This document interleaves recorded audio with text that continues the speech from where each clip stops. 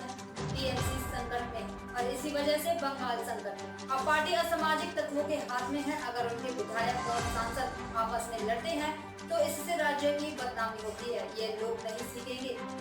इस पार्टी को खत्म करने की जरूरत है। केंद्रीय गृह मंत्री अमित शाह के बयान पर उन्होंने कहा। पश्चिम बंगाल में जो केंद्रीय गृह मंत्री अमित शाह के बयान पर उन्होंने कहा, पश्चिम बंगाल में जो हालत है वे सब टीएमसी सरकार की वजह से है। यह सब टीएमसी के आने से ही खत्म होगा। इसके लिए हमें 1 साल तक इंतजार करना होगा। ठीक है, ये बंगाल की जो भ्रष्टाचार है, जो घुसपैठ है, जो यहाँ की हिंसा है, ये टीएमसी सरकार का दिया हुआ है। उसके साथ ही इसका विदाई होगी और वो 1 साल के लिए इंतजार करना पड़ेगा। 26/11 का मेन मास्टरमाइंड जो सजाया था तहाउर राना, उसको यूएस से निकाला गया है। अभी एनआईए का दफ्तर लाने की जो प्रक्रिया है वो शुरू हो गया है, उनको लाया जा रहा है। पूरा देश में, दुनिया में भारत का खिलाफ साजिश करने वाले जितने भी लोग हैं सब एक्सपोज हो गए हैं। कुछ ऊपर गए, कुछ नीचे गए। बाकी भारत में आने वाला है, यहाँ का कानून के अंदर उनको सजा दिया जाएगा और पूरा दुनिया अब इसके लिए तैयार है, क्योंकि भारत जो समझा रहा था कि टेररिज्म ही सबसे बड़ा प्रॉब्लम है, वो सबकी समझ में आ गई है।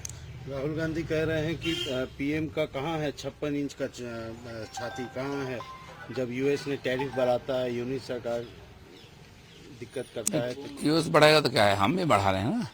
आज भारत ऐसा नहीं कि एक कोने में है, भारत भी एक महाशक्ति बना है, सामरिक शक्ति से, बिजनेस से। और कोई कुछ भी बोलेगा हमारा नुकसान हो जाएगा, डर के रहेंगे। कांग्रेस जैसा नहीं है।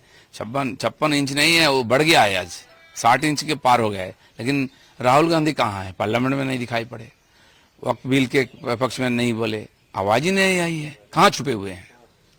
खारगे ने second ward of independence declare किया है अगेंस्ट बीजेपी लेड गवर्नमेंट।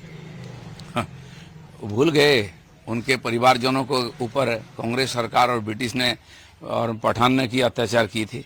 उन्होंने तो ताबेदारी किया अंग्रेज का और कांग्रेस का। उनके मुंह में ये सब नहीं आता है। जो क्रांतिकारी लड़ाई किया है उसका सम्मान है, उन्हीं के रास्ते पे देश चल रहा है। अभी वो किसके साथ है? वो तैयार अपने को डिक्लेयर करे। देशद्रोहियों के साथ हैं अभी वो। दादा, मेरा आखिरी सवाल है, कांग्रेस ने फिर से कहा है कि नेशनलिज्म हम सबके लिए है, जो गुटता पैदा करती है मतलब लोगों में, पर बीजेपी आरएसएस डिवाइड करती है सोसाइटी में। नेशनलिज्म कौन है? ये वक्फ बोर्ड, ये कानून कौन बनाया था? ये धर्मस्थान विधेयक कौन लाया था? हिंदू धर्म के जितने भी तीर्थ स्थान को कब्जा करने के लिए पूरा देश को दूसरे के हाथ में दे देना। और जितना काला कानून आज संशोधन हो रहा है, धारा 370 से लेकर के, सब तो कांग्रेस ने बनाया है। नेशनलिज्म कहाँ था? केवल एपिसमेंट और चुनाव जीतो, राज करो, लूटो देश को। उसका परिणाम आज देश को भुगतना पड़ रहा है।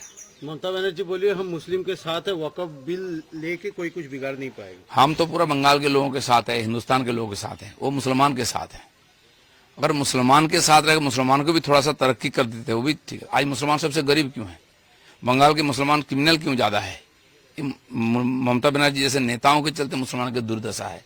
आज भी मुसलमान समझ रहे हैं, धीरे धीरे अगली बार और समझ में आ जाएगी। आज जो बंगाल में ये रामनवमी के इतने बड़े त्योहार हो रहे हैं, क्यों? ये जो तोषण करते हैं लोग ना, एपिसमेंट पॉलिटिक्स के खिलाफ बंगाल की हिंदू जग रही है।